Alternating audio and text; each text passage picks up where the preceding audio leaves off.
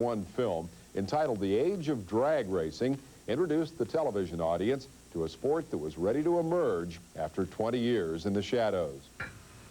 This is drag racer Dick Landy, a professional whose roots reach back 16 years to a time when most people considered drag racing a crime instead of a sport.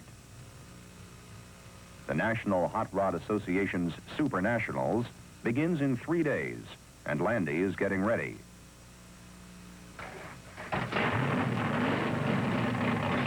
The mammoth drag racing industry provides Dick Landy with a substantial living, product endorsements, his speed shop, and safety performance clinics he conducts for his sponsors.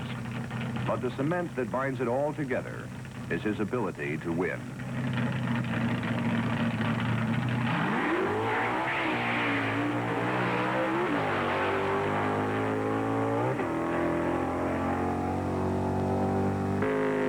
You have to practice. You're only kidding yourself saying you don't. There are two things are being done. We're testing the car. We're trying a new combination to try and get that slight edge. And at the same time, every single time I leave the starting line, I concentrate on the Christmas tree to practice.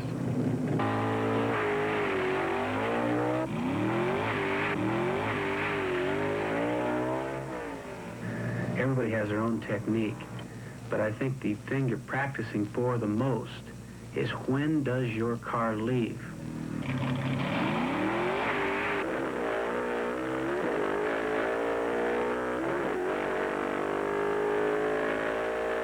My car may react 1/10 of a second different than somebody else's. It may spin the tire slightly, the clutch may slip a little bit, something may happen before the car actually leaps out. This reaction time can be allowed for on the Christmas tree.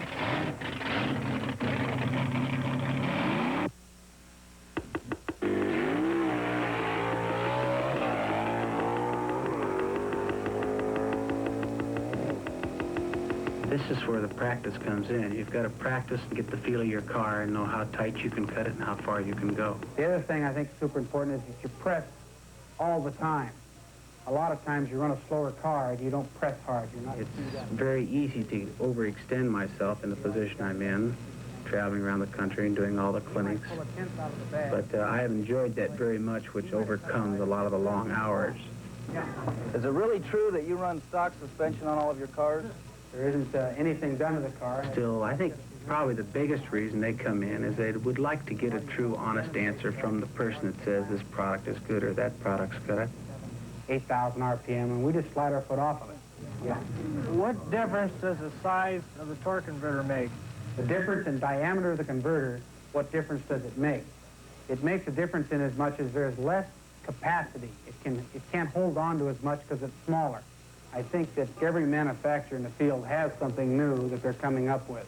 These are some of the things that we used to have to do ourselves years ago, back in the 50s when I first started out drag racing.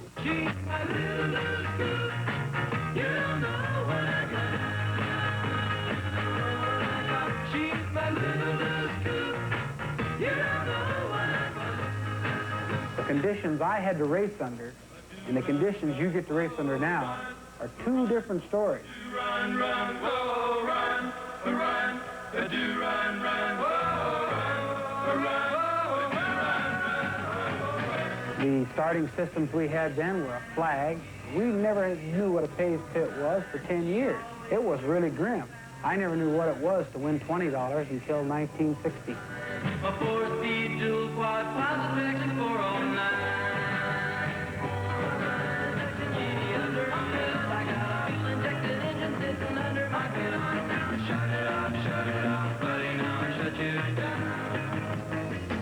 You didn't really enjoy yourself. You really had to have it in your blood to go out there and do it.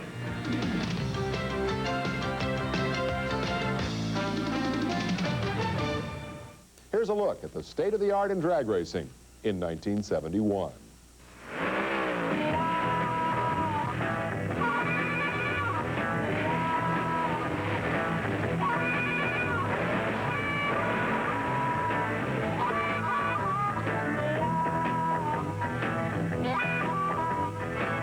Drag racing almost 20 years removed from the painful innocence of its childhood. Far from the street and into California's colossal Ontario Motor Speedway, everything has changed, but the sport itself, it remains a simple acceleration contest between two cars. Get to the end of the quarter-mile drag strip first, and you win. More than 450 entrants in 8 different classes of competition are here. The winners will split a total purse of $250,000. It's just been phenomenal, the way it has grown. I think most of it relates back to the manufacturers getting themselves involved. If somebody wasn't spending the money, we'd probably still be racing on the streets. As far as participation goes by the racers, it's invitation-only racing. So it'll be one of the most professional shows you'll see in drag racing. This is one to come and watch, one of the big ones. Dozens of national record holders and national champions are competing. But everyone must qualify for a place in the starting field based on elapsed time. When the racing starts, these are the only credentials that count. 117.05 Paul. All right, here we go.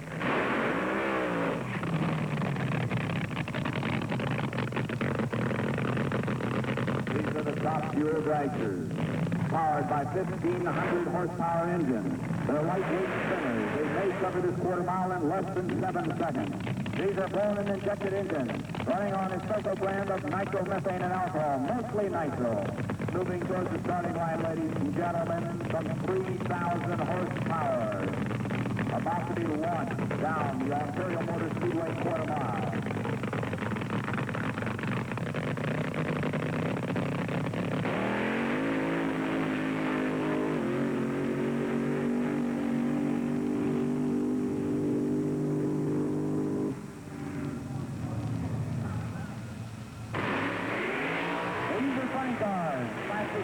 Machines which have captured the imagination of race fans the country over. The name Funny Car, we're all sure where that came from. The cars were quite funny looking. I think I was definitely the first person on the West Coast to drive one, and there was an awful lot of people driving cars that were similar to it, but they were not called funny cars. In 1965, we got the car into the 9-second bracket in over 140 miles an hour. That's, I believe, is how the funny car came about. Coming up next will be Pro Stock. The Fords, the Chevrolets, the Plymouth, and the Dodges. Landy's highly modified Dodge Challenger is a Pro Stock machine. Qualifying is a unique problem. He must cut his elapsed time for the quarter mile as low as possible by finding exactly the right combination of hundreds of factors in less than a minute of actual racing.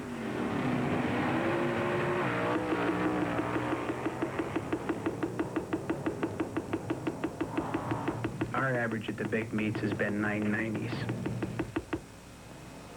We're working very hard to find new combinations, get away from the old same rat race. We changed cams, exhaust, and intake manifolds all at once to try and gain another mile an hour. You're showing up at a track you've never been to before in your life, and you're going to have about 4 runs to dial yourself into the track. You have to just do things in the dark, like feel around until you find the right combination. Qualifying is over. Dick Landy will race for the money tomorrow from the 13th position in a starting field of 32 pro stockers. It's a disappointment, but a man who loves his work can keep it in perspective.